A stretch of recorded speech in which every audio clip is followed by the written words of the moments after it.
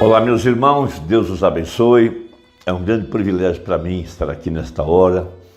É uma alegria poder estar aqui para comentar alguns parágrafos da mensagem do profeta e alinhá-los com a palavra de Deus, porque as duas coisas são a mesma coisa. A Bíblia são os eternos pensamentos de Deus e a mensagem veio revelar esses pensamentos, esses mistérios que estavam na parte mais profunda da mente de Deus, com o objetivo de trazer a voz de arcanjo, a voz da ressurreição. Esses misteriosos 7 trovões que soaram em Apocalipse capítulo 10.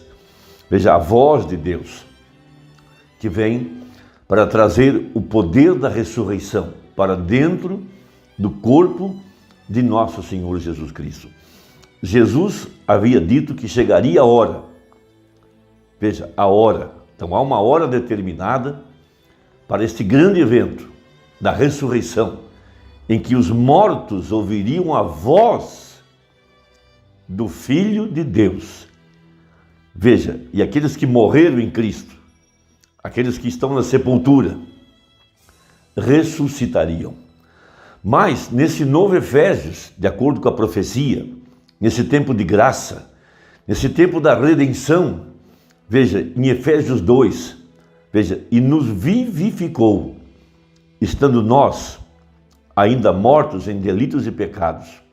Veja, nos vivificou pelo mesmo Espírito que ressuscitou a Jesus, e esse Espírito está vivificando os nossos corpos mortais em ordem para o arrebatamento.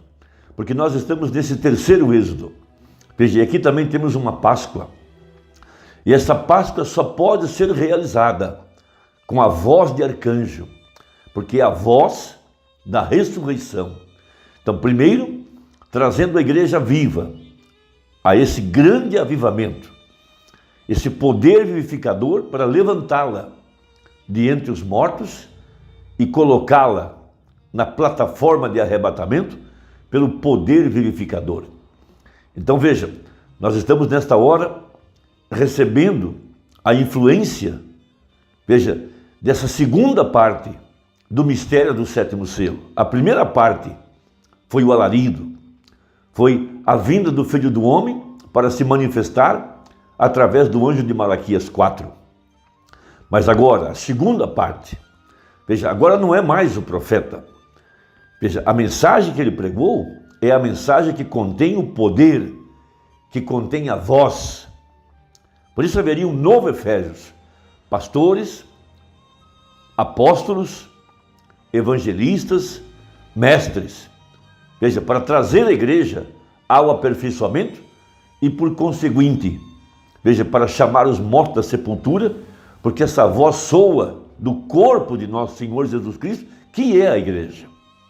Então essa voz que sai da palavra, por isso dentro da mensagem está a voz de Deus, porque o anjo disse para João, escreve, porque essas palavras são fiéis e verdadeiras. Escreve, porque essas palavras são palavras de Deus. Então aquele anjo que ministrava a João em Apocalipse 19, Apocalipse 22, veja, esse é o mesmo anjo que tem pregado a mensagem para nós. O Espírito Santo, através desse ministério profético de Apocalipse 10:7, Malaquias 4. Veja, e quando os 7 anjos desceram do céu, veja, eles vieram para trazer essa voz poderosa, 7 trovões. Veja, a voz de Deus, a voz da ressurreição. Veja, nessa segunda parte do 7º selo, que está soando através do corpo de nosso Senhor Jesus Cristo, porque essa segunda parte da grande revelação do 7º selo. Por isso nossa fé está nessa mensagem que é absoluta. Então o Espírito Santo, veja, Jesus disse, minhas palavras são espírito e vida. A própria palavra é espírito e vida. E o ministério do Mumbrana foi precursar a vinda da palavra. Veja, ele foi embora, já está na sepultura, mas o que temos hoje é a palavra. Veja, e a palavra é Deus, a palavra não pode morrer. a mensagem segue viva, porque cada palavra que estava na mente de Deus, seus pensamentos, foram expressados e hoje nós o temos em forma de palavra.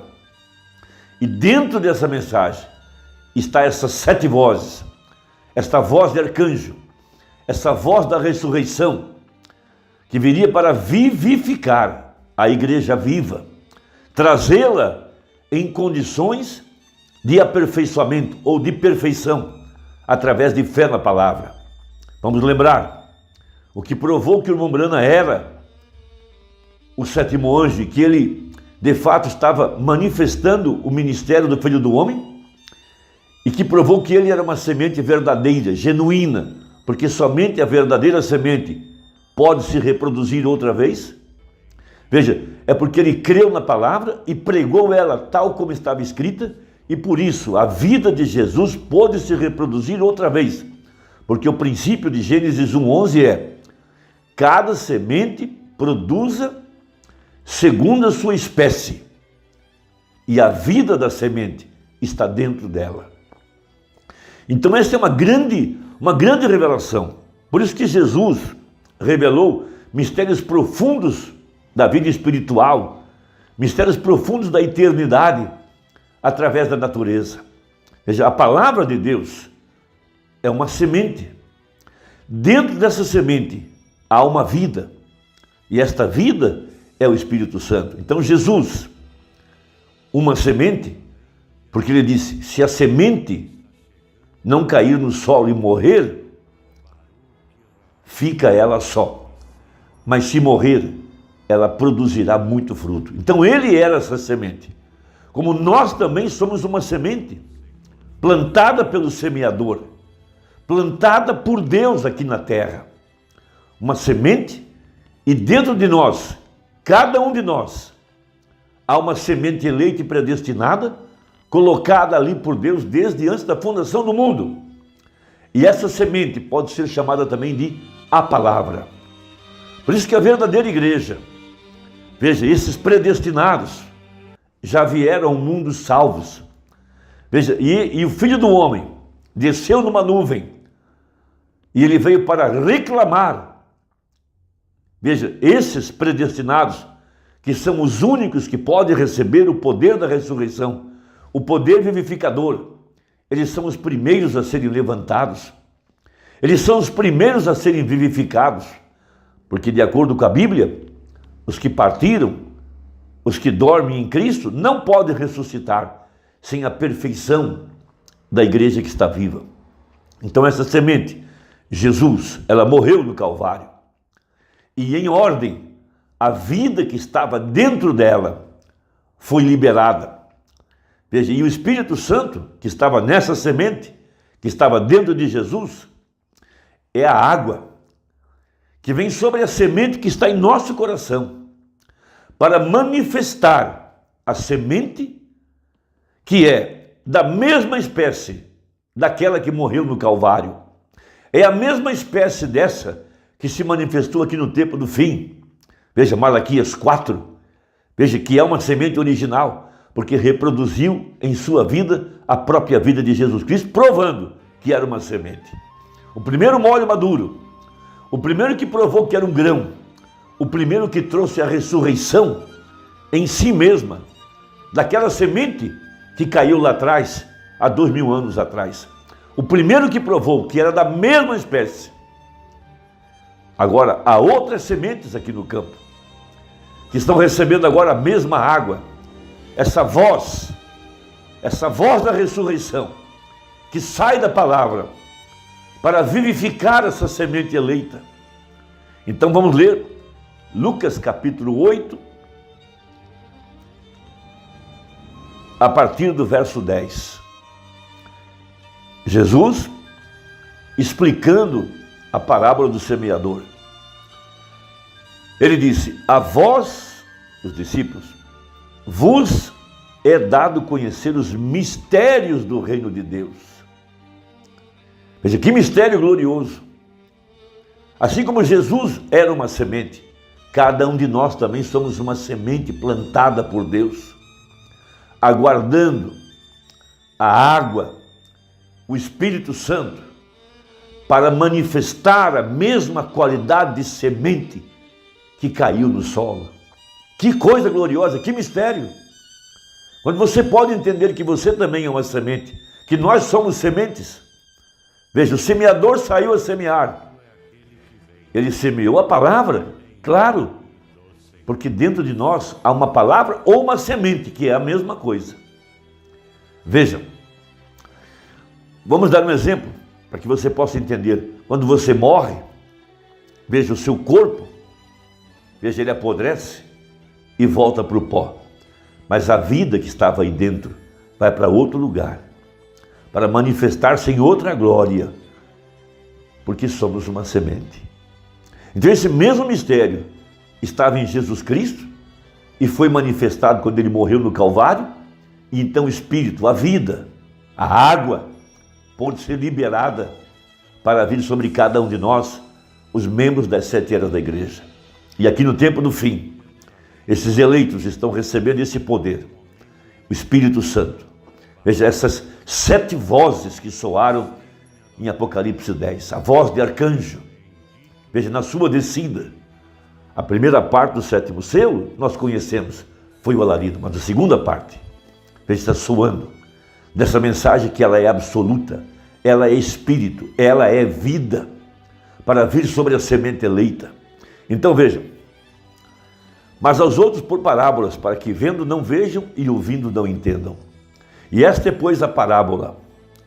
A semente é a palavra de Deus. E os que estão junto do caminho, esses são os que ouvem, depois vem o diabo e tira-lhes do caminho ou do coração a palavra, para que se não salvem crendo. E os que estão sob a pedra, esses são os que, ouvindo a palavra, a recebem com alegria, mas como não tem raiz, apenas creem por algum tempo e no tempo da tentação se desviam. E aqui caiu entre espinhos, esses são os que ouviram e, indo por diante, são sufocados com os cuidados e riquezas e deleites da vida e não dão fruto com perfeição. E aqui caiu em boa terra. Esses são os que, ouvindo a palavra, a conservam num coração honesto e bom e dão fruto com perseverança.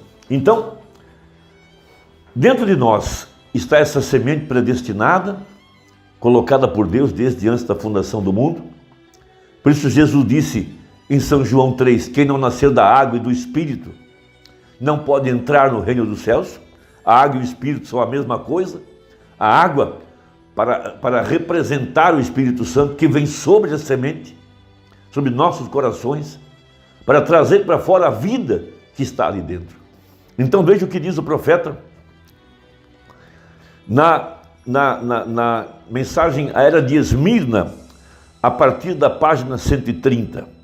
Veja, agora vem a nossa triunfal pedra de coroa do batismo do Espírito Santo. Gálatas 4, verso 4 ao 7. Mas vindo a plenitude dos tempos, Deus enviou seu Filho, nascido de mulher, nascido sob a lei, para remir ou redimir os que estavam debaixo da lei, a fim de recebermos a adoção de filhos. Veja, essa é a última parte de nossa jornada. E porque sois filhos, veja, o eleito já vem um mundo predestinado. Deus enviou aos nossos corações o Espírito de seu Filho, que clama, Abba, Pai. Assim que já não és mais servo, mas filho. E se és filho, és também herdeiro de Deus por Cristo. Aí está. Jesus Cristo veio, morreu na cruz e realizou a redenção, restaurando o dono original. Veja, por meio de compra ou pagando preço. E desse modo, nos estabeleceu como filhos. Ele não nos fez filhos, porque já éramos filhos, mas ele nos estabeleceu como filhos, pois enquanto estávamos no mundo, na carne, não podíamos ser reconhecidos como seus filhos. Nós éramos mantidos cativos pelo diabo, porém éramos filhos, apesar de tudo. E ouça isso, e porque sois filhos, Deus enviou aos vossos corações o Espírito de seu Filho, por meio do qual clamas, Abba, Pai. Sobre quem desceu o Espírito no Pentecostes? Sobre os filhos. Em Coríntios, sobre filhos. enquanto eles ouviam a palavra. O que é o batismo do Espírito Santo? É o Espírito batizando você no corpo de Cristo. É o novo nascimento. É o Espírito de Deus entrando e enchendo-o após você ter se arrependido, ou seja, tendo ouvido a palavra e ter sido batizado nas águas, como uma indagação de uma boa consciência para com Deus. Que Deus te abençoe, espero que ajude. Nós vamos continuar. Deixe aí o seu comentário, me ajuda muito lê-los, aprecio muito. E veja se sua inscrição está ativa, para continuar recebendo esses pequenos comentários. Deus te abençoe, até a próxima, em nome de Jesus. Amém.